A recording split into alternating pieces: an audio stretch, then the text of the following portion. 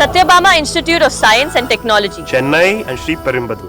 தியாகராய நகர் தொகுதி தாவேகா வேட்பாளர் ஆனந்தை ஆதரித்து பிரச்சாரத்தில் தாவேகா தலைவர் விஜய் ஈடுபட்டு வரக்கூடிய காட்சிகள் தான் நம்ம திரையின் வாயிலாக பார்த்து வருகிறோம். இப்போ அவர் அந்த தியாகராய நகருடைய அந்த மேம்பாலம் பகுதிக்கு வந்திருக்கிறார் அப்படிங்கிறத காட்சிகளின் வாயிலாக புரிந்து கொள்ள முடிகிறது.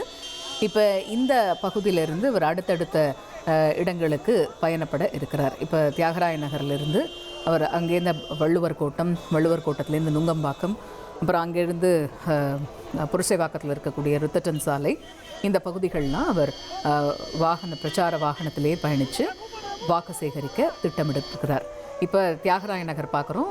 தாவேகாவுடைய வேட்பாளர் என் ஆனந்த் ஆதரித்து அங்கே பிரச்சாரத்தில் ஈடுபட்டார். அங்கே திரண்டு இருந்த பொதுமக்கள் மத்தியில் வாக்கு சேகரிப்பில் ஈடுபட்ட காட்சிகளை நம்ம பார்த்தோம். அடுத்த கட்டமாக அவர் வள்ளுவர் கோட்டம் பயணிக்க இருக்கிறார். வள்ளுவர் கோட்டம், அப்புறம் நுங்கம்பாக்கம், அங்கே 1000 விளக்கு தொகுதியுடைய தாவேகா வேட்பாளர் ஜேசிடி பிரபாகரை ஆதரித்து அங்கே அவர் வாக்கு சேகரிப்பில் ஈடுபட இருக்கிறார். அதே போல் அடுத்தபடியாக எழும்பூர் தொகுதி தாவேகா வேட்பாளர் ராஜ்மோகன் அவரை ஆதரித்து ரித்தட்டன் சாலையில் அவர் வாக்கு சேகரிப்பில் ஈடுபடுவதற்கு திட்டமிடப்பட்டிருக்கிறது. இதற்காக பாதுகாப்பு கோரி அவர்கள் விண்ணப்பித்திருந்த நிலையில் பாதுகாப்பு ஏற்பாடுகள் கொடுக்கப்பட்டிருக்கு. கிட்டத்தட்ட 50க்கும் மேற்பட்ட காவல்துறையினர் விஜய்க்கு பாதுகாப்பு கொடுப்பதற்காக இன்றைய தினம் களம் இறக்கப்பட்டிருக்கிறார்கள். அவருடைய பொதுவாக பிரச்சார வாகனத்தை, இருசக்கர வாகனத்தில் அவருடைய ரசிகர்களும் தொண்டர்களும் பின்தொடரக்கூடிய காட்சிகளை தான் நம்ம இந்த நாள் வரைக்கும் பார்த்துக்கிட்டு இருந்தோம். இப்பயுமே இவ்வளவு போலீஸாருடைய பாதுகாப்பு, அவருடைய வாகனத்தை காவல்துறையுடைய வாகனம் சூழ்ந்திருக்கும் போது கூட அந்தந்த இடங்களில் அவருடைய வாகனத்தை இருசக்கர வாகனங்களில் பின்தொடரக்கூடிய காட்சிகளையும் நம்ம பார்த்தோம். அந்தந்த இடத்திலேயே காவல்துறையினர் அவர்களை அப்புறப்படுத்தக்கூடிய காட்சிகளையுமே பார்க்க முடிந்தது. அவருடைய வாகனத்துக்கு பின்னாடியே ஓடி வரக்கூடியவங்க, இது போன்ற காட்சிகள் எல்லாம் இப்போ கொஞ்சம் குறைக்கப்பட்டிருக்கிறது அப்படிங்கிறது தான் களத்தில் நாம் இப்போ வரைக்கும் பார்க்கக்கூடிய காட்சிகளாக இருக்குது.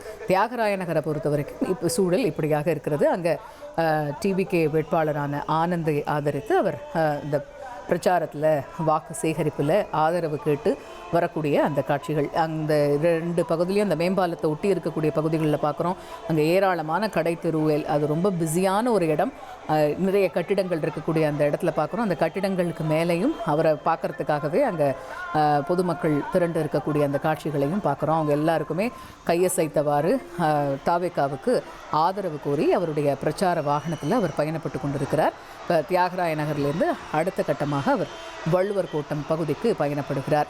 இப்போ மேம்பாலத்தின் கீழே இருக்கக்கூடிய காட்சிகளை நம்ம பார்க்குறோம்.